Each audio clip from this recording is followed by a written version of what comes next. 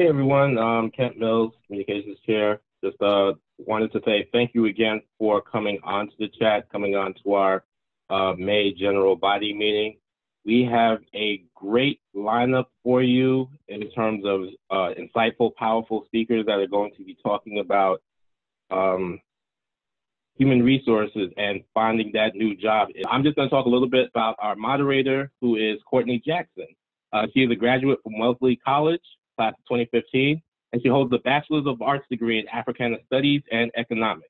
She is currently a communications manager for VMLY&R in New York.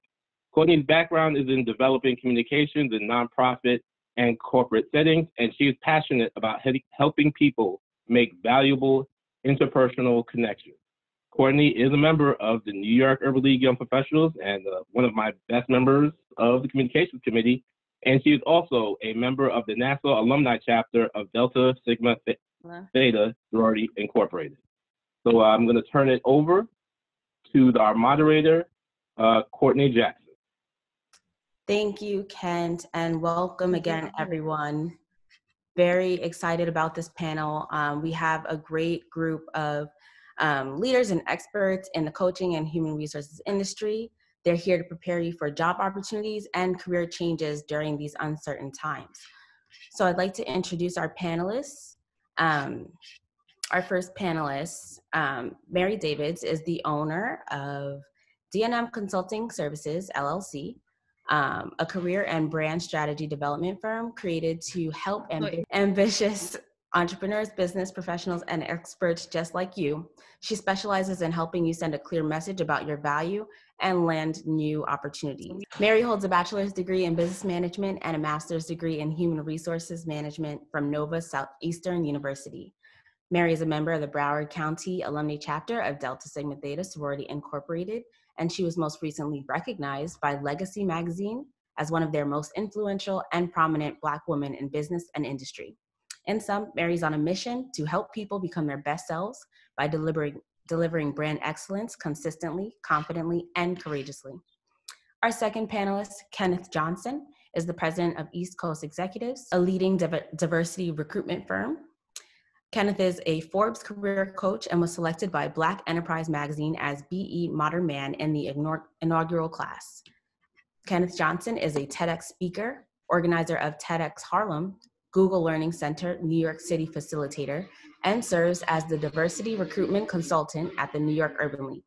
Kenneth is host of the Career Seekers Show, airing on 106.5 WPPM FM and Philly CAM TV in Philadelphia, PA. Pennsylvania. And he's also the host of the National Urban League Jobs Network Digital Career Success Series. Our third and final panelist, Eileen Lambert, is Director of Human Resources and Employee Engagement at KIPP, New York City Charter Schools. Eileen is the new director at KIPP Charter Schools and offers over 20 years of experience in the field of human resources management. Eileen spent 17 years at Verizon Wireless as a senior manager of human resources. She was responsible for overseeing human resources in the areas of strategy, recruitment, employment relations, staffing, benefits, compensation, training, and ensuring consistency in the administration of human resources guidelines. She currently holds a master's degree in human resources management with distinction from Mercy College, and a bachelor's degree in psychology from Morgan State University. Eileen is a member of Alpha Kappa Alpha Sorority Incorporated and a member of Jack and Jill of America. Please welcome our panelists, and we'll get into our opening question portion. So our first question is actually for all of our panelists. As we know, we're in unprecedented times and our job market is facing a lot of stress. So I'd love for all of the panelists to speak on the challenges that minorities are facing in the employment market as a result of the COVID-19 pandemic. Mary, would you like to get started? Yeah, sure. I'd like to get started. All right, so, and I took some notes on this just because, I don't know, I'm weird like that. Great. First of all, thank you for having me. And I want to thank Ken as well. I'm so excited to again be working with him. I'm excited to have Eileen here as well. So sad I can't see you guys in person, but this works fine. So the challenges that minorities face, was that the question, Courtney? Yes, during COVID-19.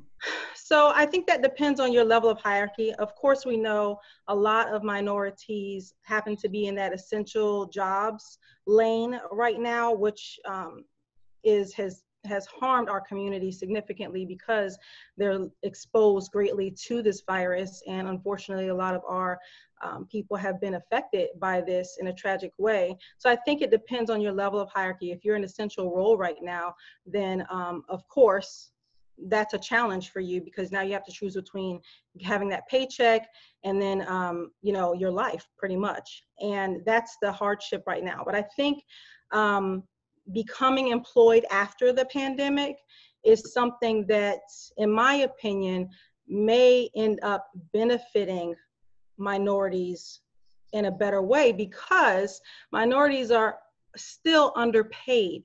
So if you think about the conservative mindset of business owners right now, when they're rehiring, they're going to try to be really conservative on those salaries, right? So unfortunately, we are still underpaid, but the good part about that is the likelihood of minorities getting those job offers is actually better because employers will not want to pay those significant higher salaries. So if you're trying to get your foot in the door, then you may benefit from this pandemic being over because you will be able now to get access because chances are the salary that you're seeking meets the criteria that the employer is willing to hire you for, and you can kind of work yourself up from there. So that's a positive spin, I guess I'll put on that.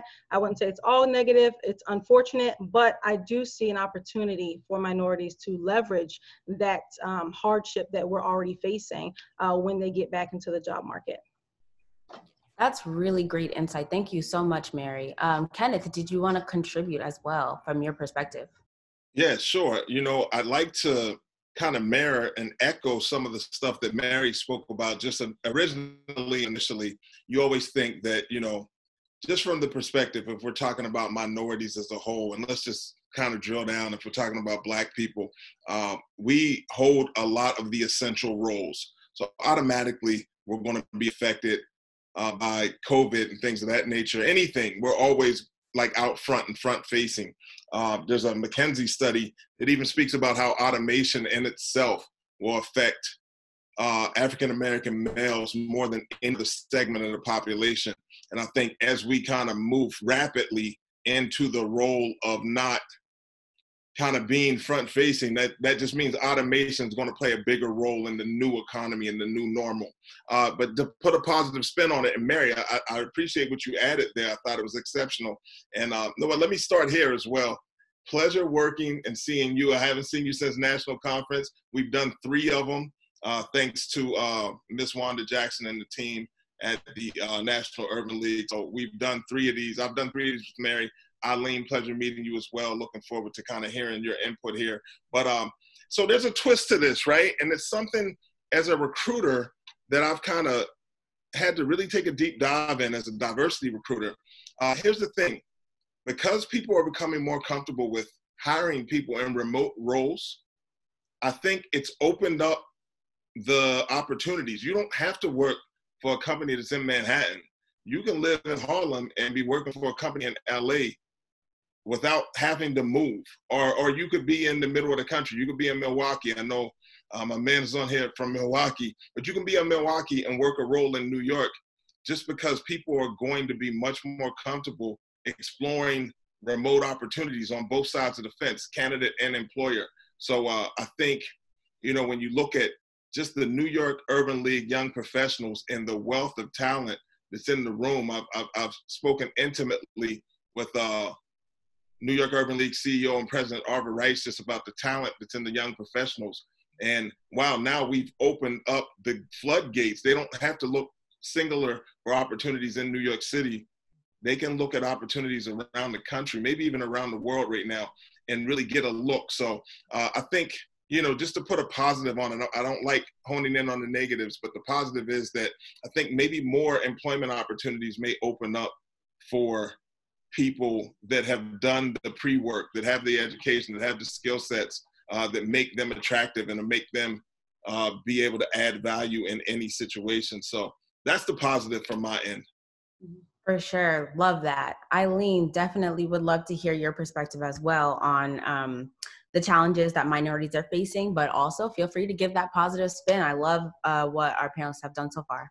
Actually, I was going right for the positive spin. It's who I am, right? Actually, piggybacking on what Kenneth said, right? I think the biggest piece here is for us as minorities is drowning out the noise, right? Like, it is very real that we have been impacted more negatively than other populations. But I think this is an opportunity to practice resiliency at a level that we have been doing for hundreds of years, right? Like, we are the most resilient people out there, and maximizing that for this new world that we're in. We know how to be resilient. We know how to pivot. It's applying that to basically go to a next level when we're out of this pandemic, right? The beauty in being resilient population is that we know how to do this, right? So it's just applying it in the right spaces that will be the opportunity that we have to make sure that we're leveraging now. Like building that plan for when we're out of this pandemic and making sure that you're lining yourself up, lining your businesses up, your next steps up appropriately so that you are coming out of this, like taking your business, taking your next opportunities to a whole nother level. So I think it's really just drowning out the noise, making sure we are valuing ourselves and knowing what we're worth and taking it to the next level when we're out of this space. For sure. Thank you. Actually, I wanted to jump back to Kenneth and Eileen and talk about, from the recruiter's perspective, how has that strategy changed? And is there any insight that you can give us into the mind of a recruiter coming out of COVID? For us, especially for me working for a school system, what we're looking for is people who are mission aligned, right? Like, you want people who are dedicated to their purpose and what they bring to the table and the mission of the organization. Not that you can't be focused about your money and what you're looking to make. What we've been looking for is candidates that are mission aligned to what we're trying to do, what their purpose is, and what the growth potential will be like a year from now, 2 years from now, even 6 months from now, and focusing on the long stretch and the impact that they're going to make to the organization. And I think next is making sure that you're honing key skill sets, right? Like, what is it that you're strong at? What are you developing in yourself that can help a company take their business to the next level? Because companies are hiring, but they're hiring more key positions, the positions that maybe weren't the immediate need right now. They might have putting on the back burner because everybody doesn't know what budgets look like come next year. But there are opposite companies that are hiring, and it's about honing the skill sets and making sure you're aligning yourself with companies that are aligned with what you know you can do and what you can do strong. Wow. That's really good, Eileen. You know what? They picked the right leader over there, Kip. I see that already. I really do believe that from a recruiter standpoint, and I think that was the lens that the question came through. For us at East Coast Executives, we're a third-party recruitment firm with a focus on diversity. So our challenges are always going to be omnipresent. We're trying to place people that historically have been kind of kept out of the framework into jobs. So that's going to exist, but we know how to operate in that space, right? To Eileen's point, we've always been kind of the people that had to overcompensate for our skill sets just to get an opportunity. So right. I think, all right, so let's call a spade a spade. We operate in that space. So now how do we operate more effectively in that space? And I just think we need to ramp up our networking and our skill sets, right? So if you ramp up your networking and your skill sets, and then you start to see more opportunities come your way, to what we were saying before, maybe the doors have opened in a broader sense to allow people that are ready and prepared to be successful in a job search. Mm-hmm. But, ultimately it's up to you, right? As an individual, like what are you going to do moving forward? Just in the areas of recruiting, I think we were headed here already. So as a business owner, I kind of try to look at, all right, it's 2020. what does my business look like in 2030? Right? What 10 years from now, what's my business look like? So we've kind of honed in on automation, whether it's, our ATS systems and improving that, and the chat bots and some of the pre-screening stuff that we need to do to get people comfortable and to streamline kind of our time. Here's what's going to happen. You're working from home or you're working remotely. Yeah, companies trust you, but they still do think you're watching Prices Right or watching something else. Like, you're going to have to show and prove. So with that being said, just make sure that you are very, very clear on how and where you add value to an organization. And I think that'll help you coming into new job opportunities, and it'll also help you stabilize the current opportunities that you're in. How do you add value? How do you quantify your impact? And how do you speak to your accomplishments? Those are the things that will stay core even throughout the pandemic. Thank you. And I just want to reiterate what you said. That's key. Show and prove your value, quantify your impact, and be able to communicate that to your boss, to your team, to your company now, and for the job that you want in the future. That is great insight. Thank you so much. Now, we do have to talk a little bit about kind of that elephant in the room. There are people that are experiencing layoffs, unfortunately, and who may even have been in a job transition already before COVID and then realized their job, their next position was put on hold or something. So I wanted to jump back to Eileen and get that HR perspective. For young professionals who are laid off or seeking employment, what should they be looking for in terms of title, pay rate, and even benefits? So benefits when you're getting laid off, and what can that job still provide you as support, and then maybe benefits going into the next job.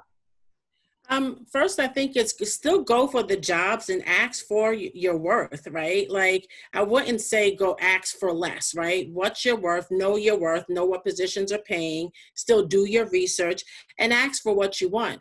But be open to be flexible, be open to negotiate. Make sure that it's clear, like, hey, here's what I'm looking for, or here's what I was making at my last job.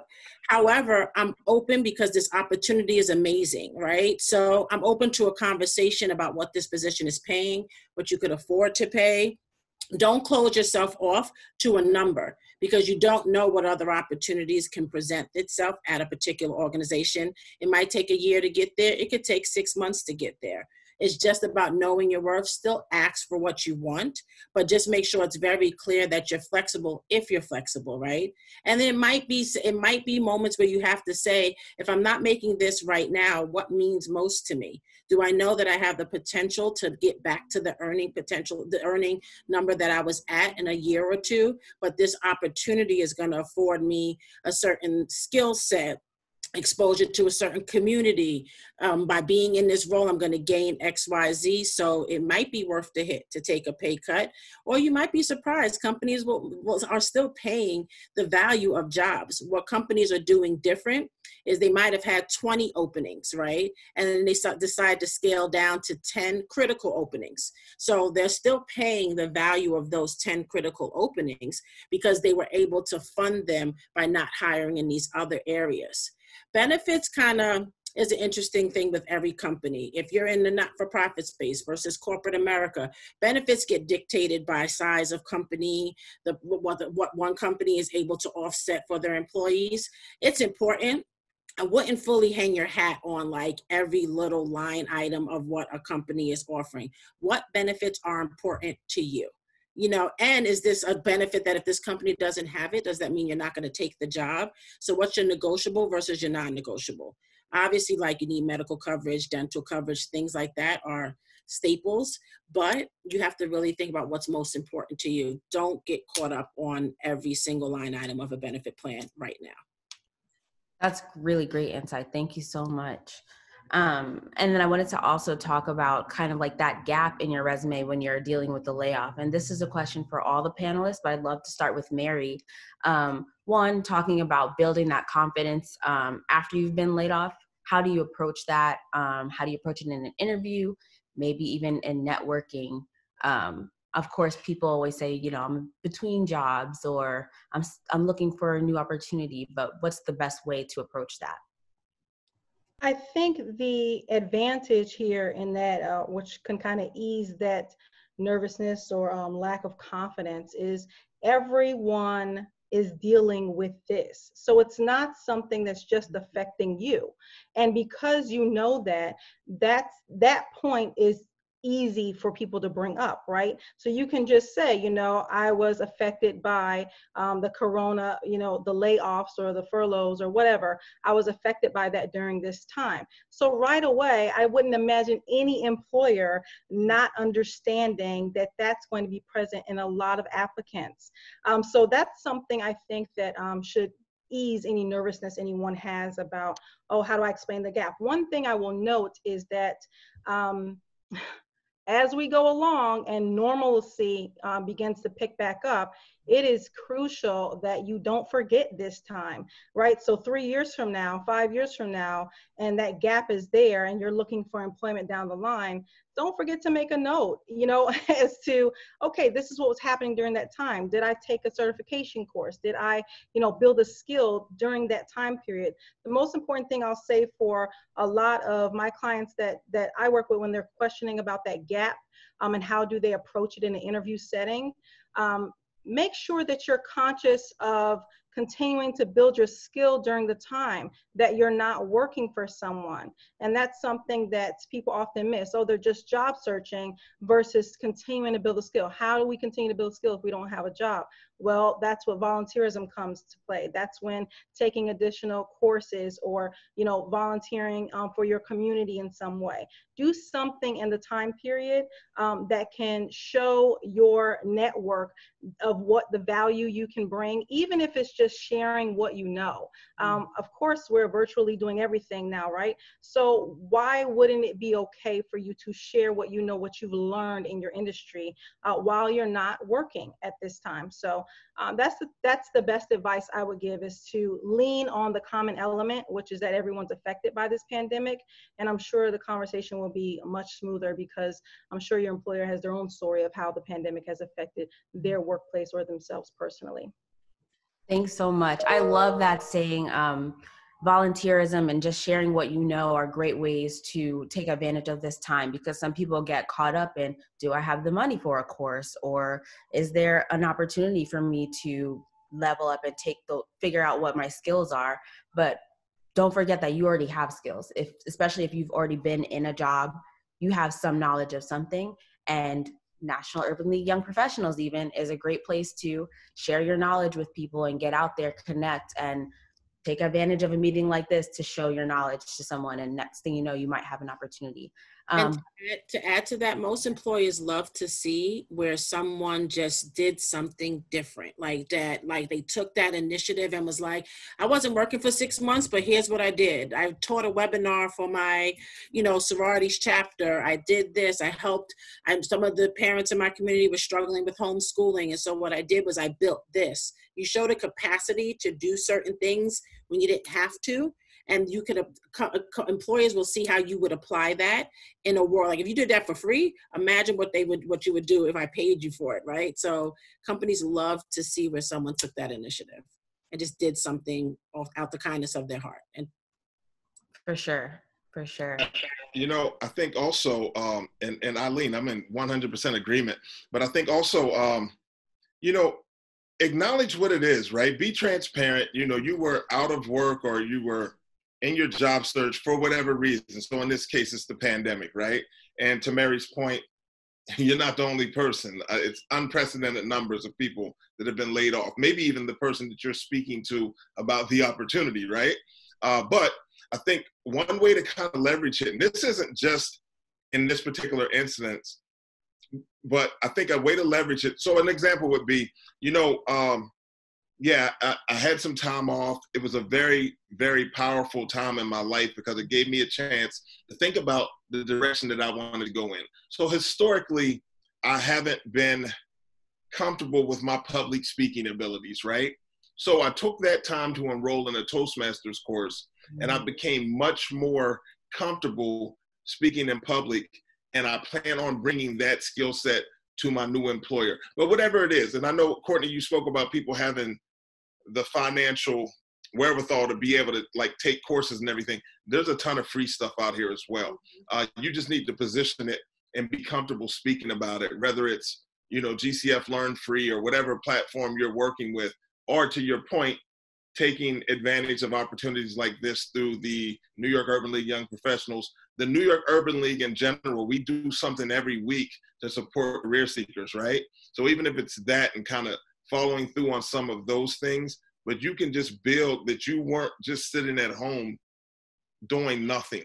Or I'm sorry, you weren't even just sitting at home looking for a job. You were actively improving your skill sets, looking for your next opportunity. This is an ideal time for people to transition. So one of the hardest things to do in job search is to transition into another sector, industry, job.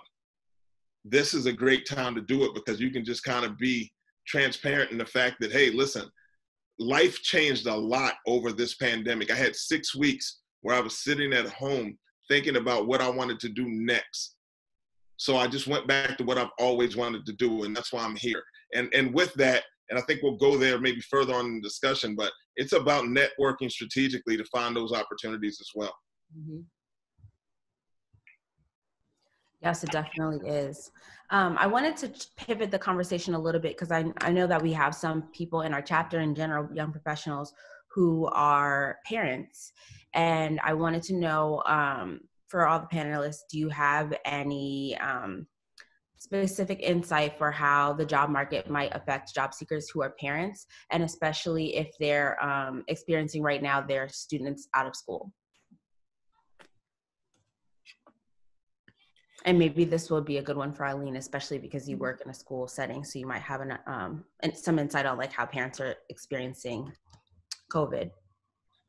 So many companies, including my own, right, are building out plans to say what does the work environment look like when we're transitioning out of this or stepping to the next evolution of what COVID looks like.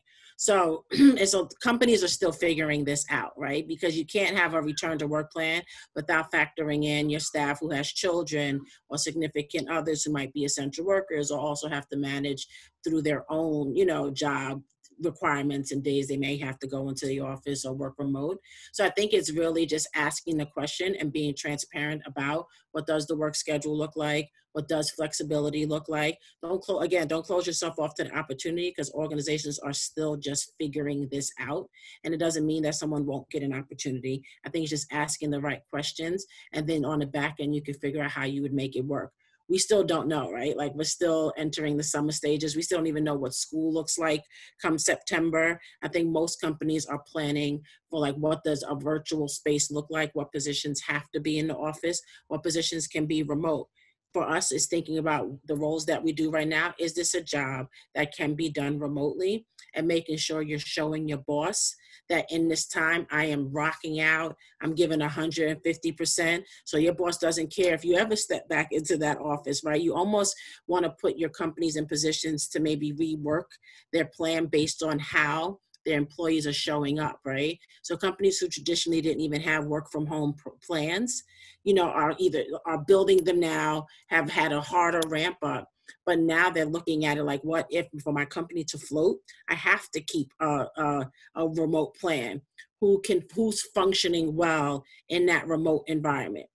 What's your work level productivity look like? How responsive are you? Even with young children, there's an ability to structure your day in such a way that you could still deliver work product. It might not be in the same time frame as someone who doesn't have other things going on at home, but at the end of the day, is your boss getting what they're requiring of you plus some?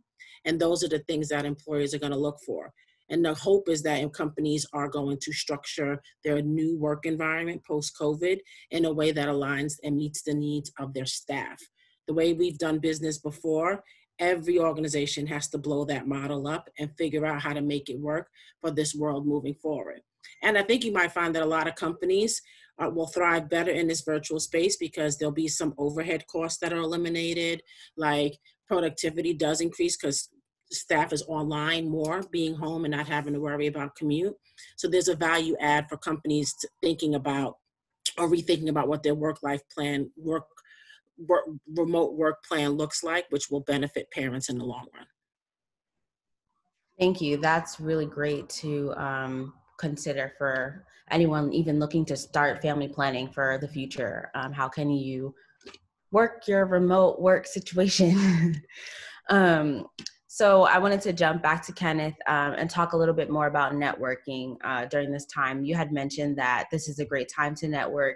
What has been your experience in terms of networking sessions virtually? What does that look like? And how can you stand out on a Zoom happy hour or networking session? Yeah, you know, I do think that maybe sometimes we put a little more into networking because we haven't planned it ahead of time. Like, why are you networking? Are you being strategic in the way that you're networking, right? And I think that if you put that first, then there's so many platforms out here that will allow you to make connections, and maybe even more genuine connections than you would have made in a face-to-face. I've never would have been the person to share that information, right? However, I operate on LinkedIn a lot, and I've kind of met and worked with some people and got some business through LinkedIn relationships, people that I've never met, but we've just been able to kind of see that we were all out here trying to do the work, right? I think sometimes your commitment to working, like I guess just to kind of jump out of this, and speaking about Eileen and Mary, my co-panelists here today, when I posted about this event on LinkedIn, somebody chimed in about Eileen being the best colleague they've ever had, right? That's a reference. I just sent her an email on LinkedIn just now, like, I have to get to know you, because I just think that alone, I've never met Eileen, but through LinkedIn, I learned a lot about her, and someone reaching out and being front-facing with that type of information. I've worked with Mary before, but I check in on Mary's IG and Twitter and kind of see the stuff that she's doing. So although she's in Florida and I'm here in Harlem, I know that she's working, and I know she's working and doing good work to support job seekers and career seekers. We're all a business of one right now. Whether you believe it or not, we're all a business of one. So I think if you network strategically in the right places, and I'm going to stay wholeheartedly on LinkedIn, if you network in the right places and you're authentic in your messaging, because it's brand or be branded, right? Everybody's a brand. But if you're authentic in that, you'll be able to make opportunities for yourself within that. So I don't want to be singular-minded and saying LinkedIn, but I haven't seen a better opportunity to network with professionals yet. That's fabulous. Yeah, go ahead. Can I add a piece around even networking? And sometimes that scares young professionals too, right? When you hear this word networking, you're like, so I've got to walk up and talk to a bunch of people? Like, I'm such an introvert. Like, networking looks different for everybody, right? It's still networking, right? Like, it's being in conversation with someone new, right? It's letting someone know what your interests are, what you're looking to, and highlighting your strengths, right? I can't tell you how many times that I've just been in a room with someone and they probably weren't thinking that they were networking, but by them being there, I'm watching them. And how many times I've stepped up to someone and be like, you know what, you would be great for this opportunity that I have. Here, call me tomorrow.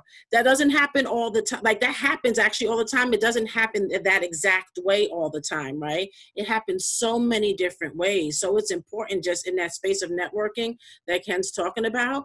Like, really, this is a perfect time to just meet someone new, ask questions of people. That's networking and exposing yourself to someone so that they can recognize what you might bring to the table and bring an opportunity to you, or even asking someone for the opportunity to just have a conversation with them to see what that could open up for you. You know, let me just say, the gems being dropped by Ken and Eileen are everything. So, but I didn't want to miss this before we went on. I know we're stretched for time, but I did want to touch a little bit about being aware of people working from home and concerned about, you know, the kids and going back to school. The good thing is summertime's coming up. I have my kids here, which, you know, has been quite the adjustment. Although I've always worked from home, you know, I'm not used to that space being occupied during the day. So that is a challenge. But for those who are working from home and concerned about, how it starts back up when the workforce opens up again, just again, like Eileen said, productivity is key. You have to show you're able to not only be highly productive, but to problem solve on those emails, right? When people are not picking up things fast enough, that's how you can, again, begin to show your value and let the employer know, I am still valuable and a great asset to you, even though I'm not in the office. And that real estate that was once being occupied by people who had to go in the office now can be utilized in a different way. So employers are going to start to think about, do they need this much office space? Can this job be done remotely? So that is an advantage for many people. So it's important to stay on top of your stuff. What else was I going to say? That's it. I'll let you go ahead and go on. I forgot what else I was going to say, but I'm sure it'll come back up. No problem. Yeah, feel free to, chime in later on if you remember, but I love what you said about show how you can problem solve virtually. Like productivity doesn't necessarily mean that you're working a 12-hour day just because your computer can be open 12 hours a day. It means that you figured out a way to be effective and efficient with your time. And maybe it's not a consistent 8-hour day and you're working different segments of the day, but that problem solving is key. So I love that. And actually I wanted to jump back to you just to talk a little bit about what's your insight on people growing within their career? I know we've talked a little bit about taking courses and figuring out what are your key steps, but for young professionals who don't really have a career yet, maybe this is their first job. I just started a new job 2 months ago, literally the first day of quarantine. How does a young professional, thank you. That's great. Thank you. Awesome. How do we approach growing within our career and like thinking about long-term plans? So one of the things that I often tell my clients is, look, people struggle with this whole, I'm not getting paid for this kind of thing. And one of the advantages here now is that a lot of people unfortunately have been furloughed or laid off, but the people that are remaining, let me tell you something about that skill development you're going to get access to now. You may get access to projects and spaces that you wouldn't otherwise have gotten access to because of your line of business or, your hierarchy. Now you have access to places where you can offer assistance and build your skill while you're working for this employer. So that's a hugely positive thing because you shouldn't look at it like, oh, I'm not getting paid for this. You look at this, wow, I have early access to these other departments or other lines of business that I know I'm going to need the skill set in the future, but now I have advanced that opportunity. So that's something you should really look into if you're privileged enough to still be in the workforce. Okay, so that's number one. Number two, I would say I'll go back to my comment of always continue to share what you know. So even though you may not be working or trying to find, your way back into the workforce, whatever you've learned that has helped you in your area, your industry, continue to share it. You don't need permission from an employer to add value to someone, a small group, going virtually online in a workshop and sharing your knowledge. Never stop sharing what you know. Never stop adding value to your community, to your industry, and continue to develop yourself here, right? And remember that you can still connect with people who are in roles that you're trying to get into. Like Ken was saying, leverage LinkedIn. Don't just think they're collecting dust. Leverage it in a way of actually sending a message to someone that you've been trying to speak to, but not really sure how to do it. Comment on what they've posted online. Try to engage in that way, and you never know. People are on their computers a lot more now. So it may be a great opportunity for you to now send those messages that you were once nervous about, and maybe they'll respond back. So don't overlook those advantages when you're in the workforce right now. Just because you're not in a specific role doesn't mean you can't assist, because no employer is going to say, don't help us when we're in crisis, right? They're going to lean on the people who are there who have the ability to provide that help. For sure. I love that. And then going off that, actually, let's just jump to, I had a question about staying motivated, Mary. And then we'll have one more question before we jump into breakout rooms. But I love what you said about just taking that chance to send that message that you were nervous about sending. So how do young professionals stay motivated during this time? Just like personally. because I'm all about kind of, we can all feel down and, oh my gosh, what am I going to do next? A few things you can do is, a lot of people don't realize that you actually have more skills than you think, right? Mm-hmm. You look at a job, you're like, I don't know if I qualify for this. So I always tell my clients, do that comparison. Literally write down the skills that are required and the skills that you have, and see what the real gap there is. It may not be as big as you think it is, right? Some of us are in our heads and we're like, I don't think I can qualify. But when you really look down at it, you're like, oh, I only need a couple of things. Maybe I can get this through a course, or maybe I can get this by asking my employer to, add me onto that project. So you never really know. One of the things I've been doing now is, amongst other things, I make sure I'm conscious about always reading more books, making sure that I'm spending my time continuing to absorb new knowledge, from people that I've never heard of before. I ask for recommendations. I'm always trying to fill my mind with the positive things, so I feel that I'm being productive, and I don't feel like, oh, I'm missing something, or I can't afford, a course. For those people who are concerned about, enrolling in courses, you can read the books. You can listen to audiobooks. A lot of younger people say, which I'm still young, by the way, you listen to audiobooks, as they go about their day. So try to continue to make sure that you're learning. You're always in a learning mindset, because when you do that, things start to pop in your mind, right? You're like, wow, I never thought about that before, or it kind of inspires you. So do that. I have something I send out to my clients via email, some inspirational quotes, or some things they can remind themselves of in the morning when they wake up. So you have your own things that are good for you. Just tap into those things and be consistent. Even when you don't feel like it, be consistent, because when you are in a moment where you feel down, like you don't have any other avenue, you don't know where your paycheck's coming from or what you're going to do next in your career, just get online and digest some information, listen to a Les Brown YouTube video or something. Make sure you're pouring into yourself those positive things, so that you can have that inspiration to start doing or pick back up on the thing you left off. Can I actually piggyback off that too? I think it's important to also be in conversation with people who bring you joy, and people who are where you want to be, right? Like, so if you are having a day where you are just not feeling it, who's that person that just breathes life into you? Call them, right? When you think about, oh God, I don't know what I want to do with my career, I don't know how to whatever, who's somebody that's doing something that you're interested in? Even if you don't know them directly, is there that friend who's a friend of a friend of somebody?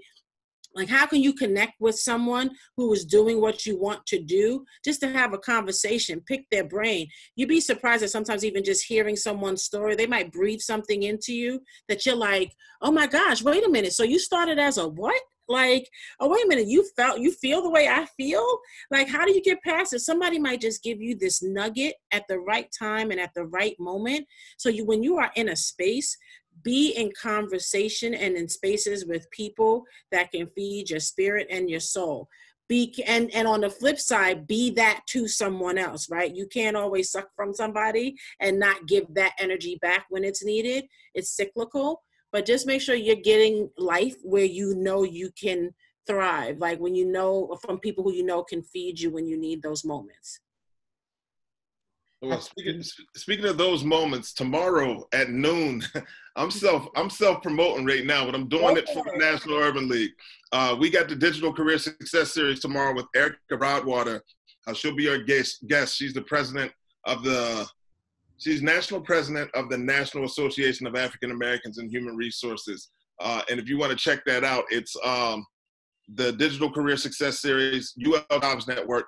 It's all over. We have it posted in a couple different places, but to register, it's bit.ly/DCSS_R returning. So it's returning and thriving, right? She's going to speak about people that have been laid off due to COVID that are returning back to work and how you can return and thrive. So please join that tomorrow. Theveline, who's a NYULYP member, I believe.